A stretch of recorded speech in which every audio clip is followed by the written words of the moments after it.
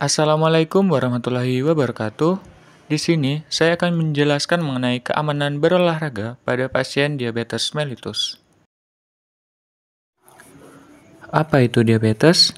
Diabetes mellitus didefinisikan sebagai suatu penyakit atau gangguan metabolisme kronis yang ditandai dengan tingginya kadar gula darah yang disertai dengan gangguan metabolisme karbohidrat, lipid, dan protein sebagai akibat insufisiensi fungsi insulin. Insufisiensi fungsi insulin dapat disebabkan oleh gangguan atau defisiensi produksi insulin oleh sel-sel beta Langerhans kelenjar pankreas atau disebabkan oleh kurang responsifnya sel-sel tubuh terhadap insulin. Terdapat berbagai jenis diabetes mellitus. Yang pertama, diabetes mellitus tipe 1 mencakup 5-10% kasus diabetes dan ditandai dengan kerusakan autoimun sel pankreas. Yang kedua, diabetes mellitus tipe 2 mencakup 90-95% kasus diabetes dan ditandai dengan resistensi insulin dan defisiensi insulin. Yang ketiga, diabetes mellitus gestasional terjadi pada 1-14% seluruh kehamilan, onset atau selama trimester kedua atau ketiga. Yang keempat, diabetes mellitus sekunder memiliki persentase yang lebih kecil dan berkaitan dengan kondisi atau patologi atau kelainan tertentu.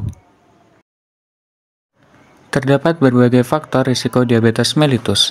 Yang pertama, faktor risiko yang tidak dapat diubah, yang terdiri dari usia yang lebih dari 40 tahun, riwayat keluarga dengan diabetes mellitus, riwayat kehamilan dengan diabetes mellitus, riwayat melahirkan anak dengan BB lebih dari 4 kg, dan riwayat lahir dengan BB bayi kurang dari 2,5 kg.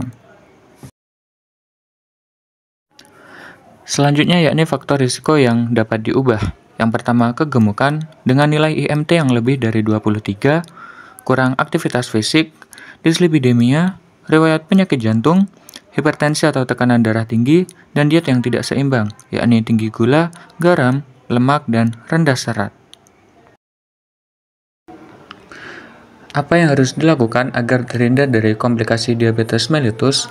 Yakni melakukan latihan fisik secara teratur dan tepat dengan prinsip BBT. Latihan fisik dengan prinsip baik dan benar dapat dilakukan dengan yang pertama, sebelum berlatih, lakukan pemeriksaan kadar glukosa darah. Jika hasilnya kurang dari 70 mg per dl, maka tidak boleh berlatih. Dan jika lebih dari 250 mg per dl, latihan fisik ditunda. Selanjutnya, tidak melakukan latihan fisik sebelum sarapan. Latihan fisik sebaiknya dilakukan 1 jam setelah makan. Apabila menggunakan insulin, maka tidak boleh disuntikkan pada bagian tubuh yang bergerak lebih banyak. Kemudian, latihan fisik dengan pakaian yang sesuai dan lengkap, seperti menggunakan alas kaki yang nyaman. Melakukan latihan fisik pada tempat yang aman, seperti tempat berpijak yang rata dan tidak berbatu-batu. Selanjutnya, latihan fisik terdiri dari pemanasan selama 10 menit, latihan inti 30 menit, dan pendinginan 10 menit. Prinsip terukur yakni intensitas yang sedang dan durasi minimal 150 menit per minggu. Kemudian, jenis latihan fisik yang dianjurkan. Yang pertama ada jogging atau lari kecil, senam, bersepeda dalam ruangan maupun luar ruangan, dan juga berenang. Kemudian yakni latihan beban, seperti push up atau sit up yang dilakukan dengan teratur dapat membantu menstabilkan kadar gula darah. Latihan beban sebaiknya dilakukan setelah 30 menit melakukan latihan aerobik. Akan tetapi, jika kadar gula darah Anda sedang berada di atas 250 mg per dl, sebaiknya diturunkan dulu menjadi di bawah 200 mg per dl. Bila tidak, risiko mengalami kolaps akan cukup tinggi.